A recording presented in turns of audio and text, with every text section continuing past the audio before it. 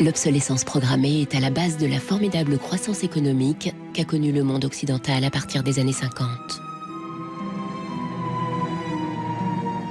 Depuis, la croissance est devenue le Graal de notre économie.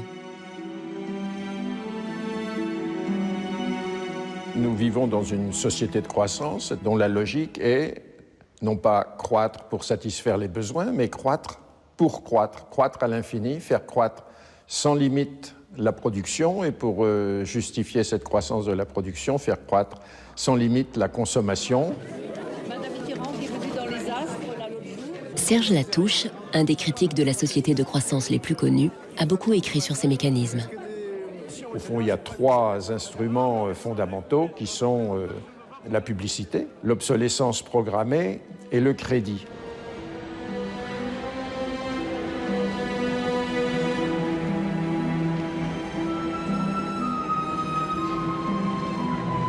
Depuis une génération, notre but dans la vie semble être de consommer à crédit, d'emprunter de l'argent pour acheter des biens dont nous n'avons pas besoin.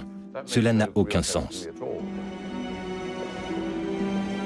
Les critiques de la société de croissance mettent en valeur le fait qu'elle n'est pas viable à long terme, car elle se base sur une contradiction flagrante.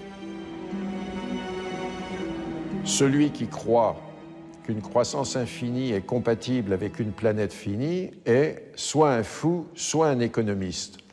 Le drame, c'est qu'au fond, nous sommes tous des économistes maintenant. Est-il vraiment nécessaire de créer un nouveau produit toutes les 3 minutes quelque part dans le monde?